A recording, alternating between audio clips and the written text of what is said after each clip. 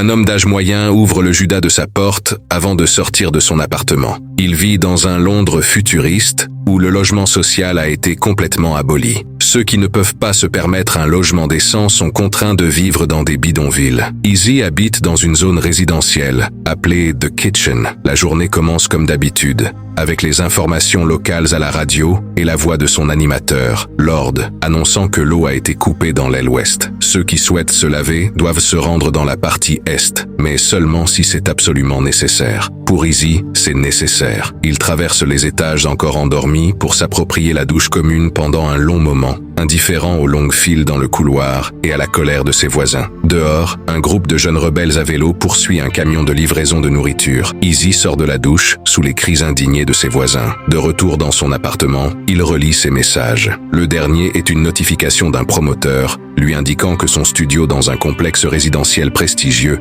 est presque prêt. Il doit effectuer le paiement ou dans 21 jours, l'appartement sera vendu à quelqu'un d'autre. Dehors, le groupe de jeunes distribue la nourriture prise au camion en incitant les gens à ne la prendre que s'ils en ont réellement besoin, soulignant l'importance de l'entraide dans une société abandonnée par le gouvernement. Izzy enfourche sa moto et se rend à son travail dans une entreprise de services funéraires futuriste appelée Life After Life. Les familles qui ne peuvent pas se permettre un enterrement traditionnel peuvent transformer leurs proches en arbres. Elles peuvent visiter le jeune arbre jusqu'à ce qu'il soit planté ailleurs. Ensuite, toute trace du défunt est perdue et personne ne peut savoir où il a pris racine. Cette fois, Izzy doit convaincre un vieil homme qui vit également dans The Kitchen. Le vieil homme est outré à l'idée de devenir un arbre, mais Izzy lui rappelle que sa famille préférerait sans doute un cercueil coûteux et des funérailles somptueuses. Il l'incite à réfléchir au coût d'un tel enterrement. Si sa famille ne peut pas se le permettre, il doit penser à eux et leur épargner des dettes écrasantes. Ému, l'homme accepte les arguments d'Izzy et part choisir un joli pot pour lui-même. Plus tard, Jace, un collègue d'Izzy, s'émerveille de sa capacité à persuader n'importe qui de faire n'importe quoi. Izzy explique qu'il économise pour son propre appartement, décrivant le complexe comme un horrible taudis, ce qui intrigue Jace. Izzy est convaincu que The Kitchen sera bientôt démoli. Plus tard, en accomplissant ses tâches, Izzy aperçoit par hasard une photo et entend le nom d'une femme actuellement en cours de préparation pour des funérailles. Il se rend à la chapelle, écoute les éloges sur la défunte et observe son fils, Benji, invité à prononcer un dernier discours. Le garçon, mal à l'aise, cherche ses mots et aperçoit accidentellement Izzy debout près de la porte. Le garçon, visiblement troublé par sa perte, reste silencieux. La femme est ensuite transformée et lorsqu'il se retourne, Izzy est déjà parti. Plus tard, Benji transporte un pot avec une jeune pousse pour le placer dans la pépinière commune. Izzy l'observe de loin. À la fin de la journée de travail, alors qu'Izzy sort, le garçon l'interpelle. Il se souvient de l'avoir vu aux funérailles et veut savoir pourquoi il était là. Connaissait-il sa mère? Izzy tente de se dérober face à l'insistance de l'adolescent, mais le garçon avoue qu'il espérait rencontrer son père. Izzy s'excuse en expliquant qu'il n'est pas son père et se prépare à partir. L'homme enfourche sa moto, ce qui suscite immédiatement l'admiration de Benji. Le garçon lui demande s'il peut l'essayer et essaie de prolonger leur conversation. Cependant, Izzy met rapidement fin à l'échange et s'en va. Benji reste devant l'entrée du bureau, assis, abattu, sur le trottoir. Quelques minutes plus tard, Izzy revient de manière inattendue et propose à Benji de le raccompagner chez lui. Le garçon monte avec enthousiasme derrière lui. Ils arrivent bientôt devant une maison où Benji et sa mère vivaient jusqu'à récemment. Izzy avoue qu'il habite dans The Kitchen, mentionnant que les conditions là-bas sont encore pires que ce que l'on raconte. Benji révèle que sa mère lui avait dit que son père vivait dans The Kitchen, mais encore une fois, Izzy insiste sur le fait qu'il ne connaît pas le père de Benji. Il repart peu après. Benji monte dans son appartement désormais vide, où l'attend le dernier cadeau d'anniversaire de sa mère. Il compte délibérément les minutes pour résister à l'envie de l'ouvrir immédiatement. Puis il déballe soigneusement un vélo tout neuf. Sans perdre une seconde, il sort pour l'essayer. Sa destination,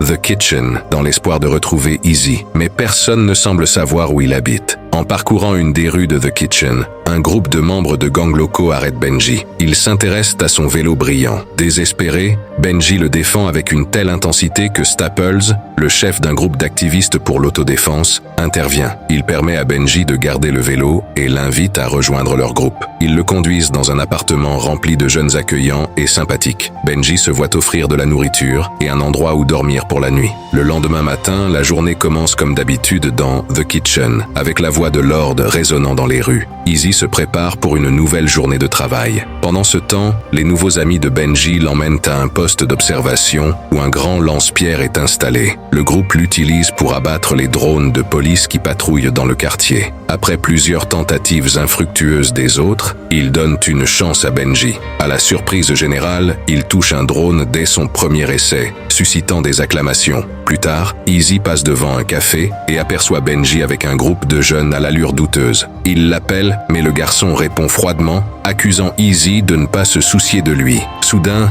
les résidents du complexe se mettent à frapper sur leurs casseroles en métal, signalant un raid policier. Les gens se précipitent vers leur logement. Izzy réussit à tirer Benji dans son appartement, verrouillant la porte alors que la police arrête ceux qui sont restés dehors. En attendant la fin de la descente, Izzy tente de convaincre Benji qu'il ne devrait pas traîner avec des gens comme le gang de Staples. Mais Benji n'a nulle part où aller. Il supplie de rester juste 2 nuits de plus. À contre-cœur, Izzy accepte, lui offrant seulement un sac et une serviette comme literie. Plus tard, Lord diffuse son habituel message post-descente, exhortant les gens à ne pas perdre espoir. Bien que la plupart des complexes résidentiels de Londres aient été vidés, reconstruits et revendus, la Kitchen reste le dernier refuge des démunis. Lord appelle à l'unité contre le gouvernement. Izzy se prépare pour le travail, et lorsque Benji demande à visiter le jeune arbre de sa mère, Izzy l'invite de manière inattendue à l'accompagner pour aider. Benji répète une phrase sur le réconfort que lui procure le fait que sa mère soit devenue un arbre, car cela lui permet de sentir sa présence dans le monde. Plus tard, il partage cela avec une famille en deuil qui vient de perdre leur mère. Benji hésite, mais finit par parler avec son cœur de combien sa mère lui manque, émouvant profondément Izzy. Quand la journée de travail se termine, ils rentrent ensemble à la Kitchen. En chemin, le garçon tente de demander ce qui arrivera à l'arbre de sa mère, mais Izzy l'exhorte à oublier cela et simplement s'amuser. Pour ce faire, il l'emmène à une fête. Benji observe les jeunes qui patinent sur des rollers lumineux et Izzy lui apporte rapidement une paire, l'encourageant à essayer. Le garçon se joint avec enthousiasme à l'amusement,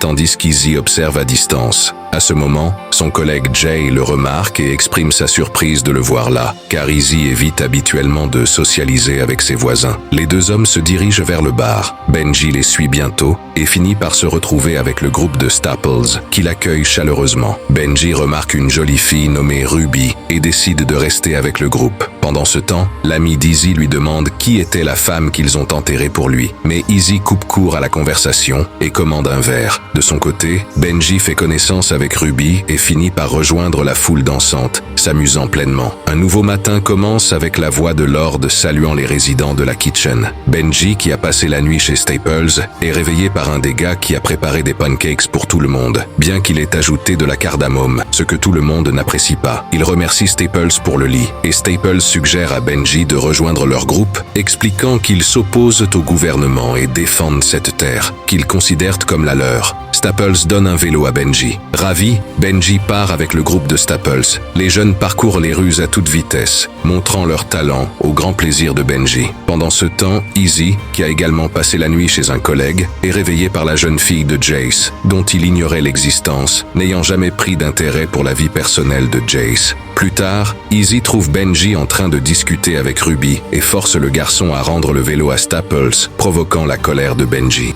Izzy explique que des enfants comme lui sont utiles à Staples pour se décharger de la responsabilité. S'ils commettent un crime, comme tuer un agent fédéral, ils seront abandonnés. En entendant le mot « abandonné », Benji accuse Izzy d'avoir fait de même avec lui. Izzy partage ensuite l'histoire de son enfance, expliquant qu'il n'a jamais connu sa mère. Il insiste sur le fait que Benji doit apprendre à être responsable. De retour à l'appartement, un lit de camp attend Benji. Le garçon commence immédiatement à décorer son nouvel espace. Plus tard, il visite un salon de coiffure, mais Benji décide de garder ses dreadlocks. Il trouve une vieille lampe avec une poupée, ce qui fait rire Izzy. Le soir, ils partent se promener. Le lendemain matin, Benji apprend à Izzy la bonne façon de se brosser les dents. Plus tard, Izzy part au travail et reçoit un message annonçant que son nouvel appartement sera prêt demain. À sa grande surprise, il demande demande à voir un logement avec 2 chambres. Lia lui demande s'il veut annuler sa commande précédente, mais Izzy hésite à répondre. Pendant ce temps, Benji visite le jeune arbre de sa mère et lui dit qu'il vit chez Izzy, qui prend soin de lui. Il supplie ensuite Izzy de ramener l'arbre chez eux. Izzy s'énerve et crie que ce n'est qu'un arbre. Ce soir-là, Benji demande s'il pourra venir dans le nouvel appartement, admettant qu'il ne peut pas payer de loyer. Il propose de cuisiner et de nettoyer. Izzy l'interrompt, mais Benji déclare que sa mère lui a dit qu'Izzy est son père. Même s'il n'aimait pas sa mère, il aurait pu l'aimer, lui. Izzy reste silencieux. Le lendemain, ils vont dans un café. Izzy se comporte étrangement, refuse de manger, puis dit qu'il a une course à faire et demande à Benji de l'attendre. Izzy part. Le garçon attend toute la journée, puis retourne tard à l'appartement pour découvrir qu'Izzy a emporté ses affaires. Izzy arrive dans son nouvel appartement, offrant une vue panoramique sur les festivités perpétuelles de la ville. Une nouvelle journée commence. Soudain, le bruit de casseroles retentit alors que les habitants se mettent à couvert. Ruby, coincée dehors, est aidée par Benji qui l'invite dans l'appartement. Il verrouilla la porte juste avant que la police ne tente de pénétrer. Dehors, des cris et des sons de violence remplissent l'air. Il devient clair que la radio communautaire n'aimait plus. Cette nuit-là, les habitants allument des torches à leurs fenêtres pour montrer que la kitchen reste debout. Izzy, troublé, ne parvient pas à dormir et contemple la ville par sa fenêtre. Le lendemain, la voix de Lord n'éclate plus dans le complexe. Benji observe ses voisins faire leurs valises et partir. Izzy, préparant son travail, apprend à la chapelle la mort de Lord. La pièce est remplie de deuil pour cet homme qui était un symbole d'espoir. Pendant ce temps, Staples rassemble son groupe, dont Benji, et déclare « œil pour œil, dent pour dent ». C'est la guerre. La bande parcourt la ville à vélo, brisant des vitrines et pillant des appartements. Benji, voyant la peur dans les yeux des gens, refuse de participer à la violence et finit par fuir. Izzy le retrouve chez sa mère. Benji crie, demandant pourquoi Izzy est venu. Izzy reste et s'assied à ses côtés, avant de sortir un pot avec un jeune arbre qu'il tend au garçon. Plus tard, ils retournent à la kitchen pour replanter l'arbre dans un pot plus grand. Mais le bruit des casseroles annonce l'arrivée de la police. Izzy et Benji s'enfuient, mais se retrouvent piégés dans une ruelle par un piège tendu par le groupe de Staples. Depuis les hauteurs, les habitants jettent tout ce qu'ils peuvent sur les policiers. À ce moment-là, Benji demande directement si Izzy est son père. Izzy acquiesce discrètement avant de demander si Benji voudrait qu'il soit son père. Benji répond qu'il pourrait essayer. Izzy le prend dans ses bras, l'empêchant de se tourner vers la porte alors que la police frappe violemment. Les policiers entrent dans l'appartement. L'écran devient noir, laissant leur sort incertain. Ce film dystopique reflète les problématiques actuelles comme les inégalités sociales et la gentrification, mais peine à exploiter pleinement son potentiel. En dehors de la relation entre l'homme et le garçon, le spectateur en apprend peu. C'est fin du film. Abonnez-vous à notre chaîne pour nous soutenir. Merci.